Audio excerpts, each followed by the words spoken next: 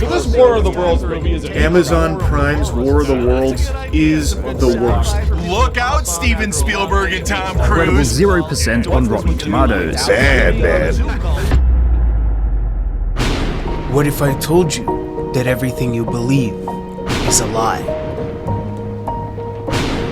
What if I told you that War of the Worlds is actually a good movie?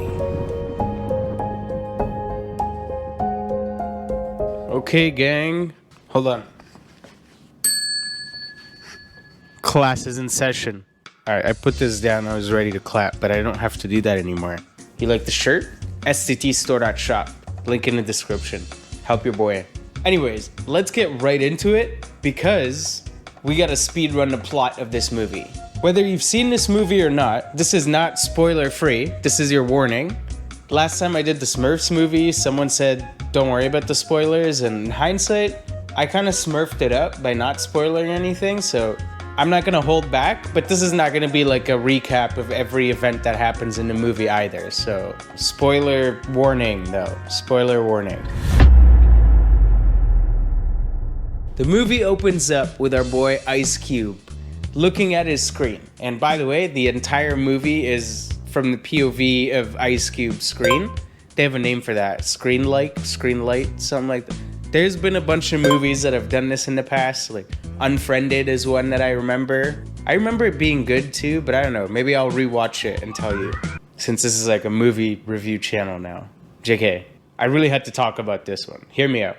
So our boy Ice Cube, he's at his desk. He works for the NSA, logs on to do his, daily routine, which is 90% spying on his kids and only like 10% of it is actually doing his job. But more on that later. So we spend the first 15 minutes of the movie going through Ice Cube's morning routine. The only thing missing from his routine is a Saratoga bottle and the ice bowl and lemons. So we go through his morning routine. He's a creepy guy, creeping on his kids. Now fast forward past the morning routine and they set up the movie and it's all going through his screen and the aliens invade. And you might be like, why are the aliens invading in this movie? And in this movie, the aliens are hungry for data.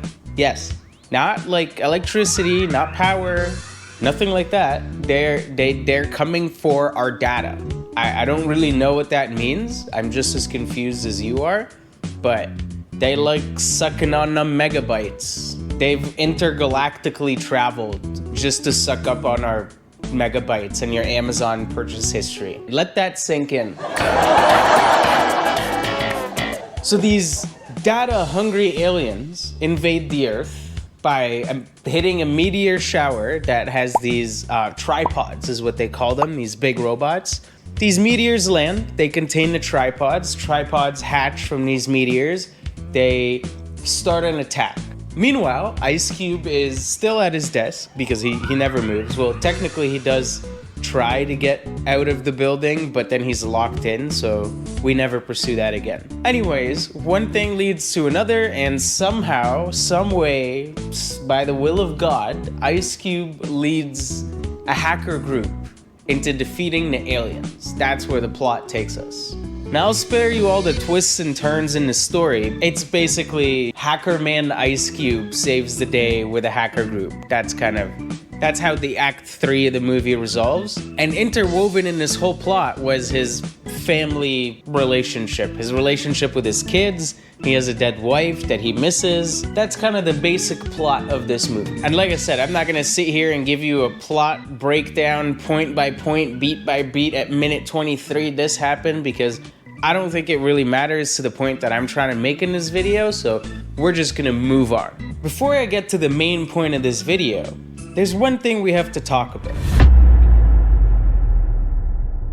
Remember that cycle of overexposure we did a couple videos ago? Well, there's an evolution in this case. Not really a cycle, but an evolution that movies go through. And here's what I'm proposing. A mediocre movie will be kind of like right here on this diagram. You chase the good-o-meter. Okay, let's chase the good-o-meter trajectory on this mediocre movie.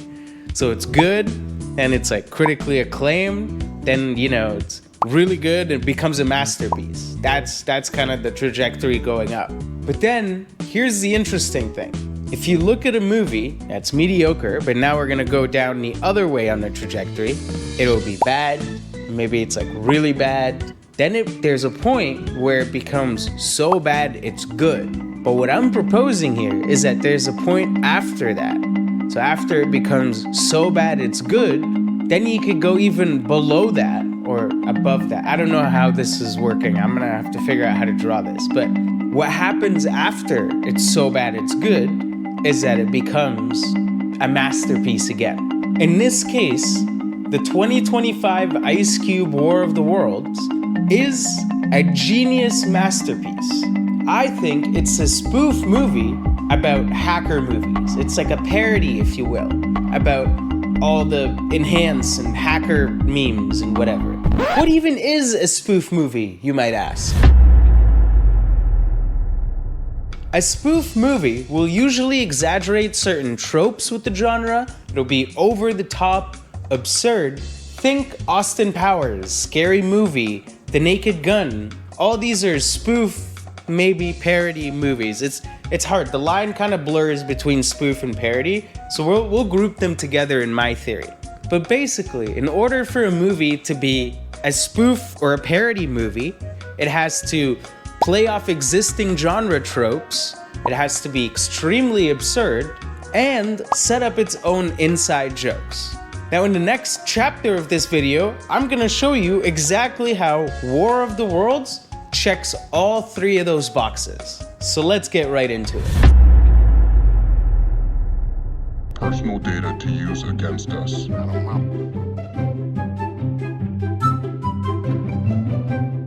Like, these guys are writing fast and making scripts? No. You know what Ice Cube does? He right-click inspect. Dude, he's in right-click call, right-click hack. This guy is on a next level hacking. I did not even see him do the fast, angry typing. He was just like, he's on a new level. The Amazon product placement. The Amazon driver character, the constant notifications, the mentions in dialogue. Primaire. The climax of the movie revolving around an Amazon purchase and its delivery on a drone. Do you see it now? Are you starting to believe? See, Hollywood has kind of stopped making spoof, comedy, good old parody movies since like the early 2000s. And I know The Naked Gun is technically back, and that's one of the examples I gave for spoof movies earlier. So maybe spoof movies are making a comeback? The point is, Hollywood has stopped making spoof/parody movies for a long time now. And I think the people behind War of the Worlds have made a Trojan horse. A movie that on its surface appears as, oh, it's another War of the Worlds. We've all seen that. But when you get into it, when you see what's inside that Trojan horse, it's just a spoof movie about hackers. That's really all it is. Studios no longer take risks by making parody or spoof movies because that's just not it anymore. That's not the vibes, bro.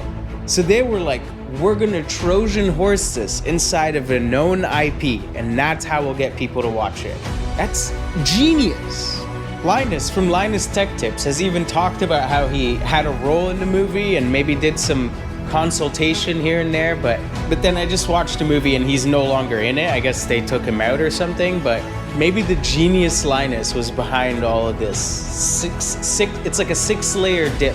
The joke goes so deep, he's making a spoof movie about hackerisms and hackers in movie.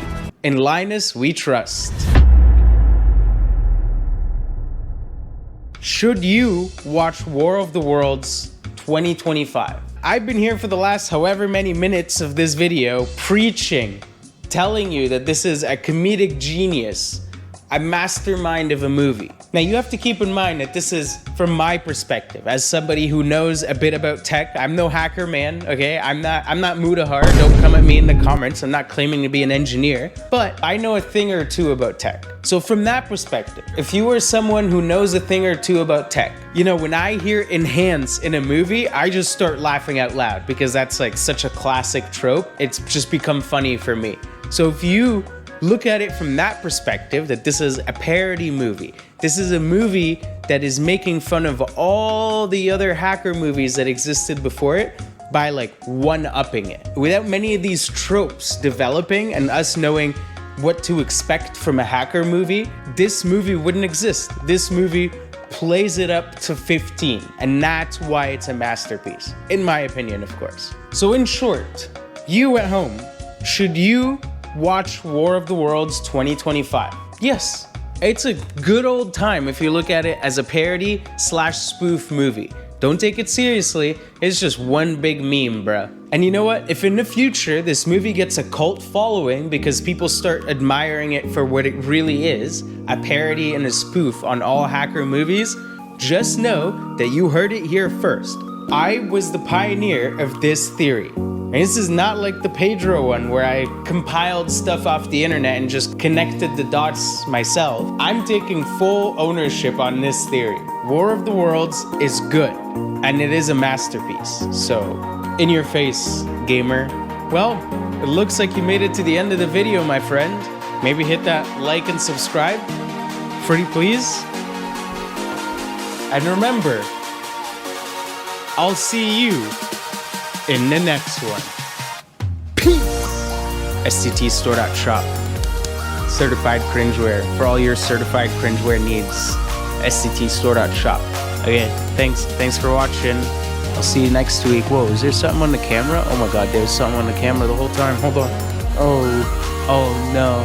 Okay, if there's something in the footage the whole time, and I have to re-record this, just know it was your fault. And I'm not talking to you, the viewer, I'm talking to you, the camera. It was you, this camera's fault. Man, I should have really wiped that camera before I started. Was the other one good? Hold on. Oh my god, there's like a hair on the other one. Wow, okay. I gotta do better. I'm gonna go watch this to see if I have to record again. Wish me luck. Okay, I'm going now.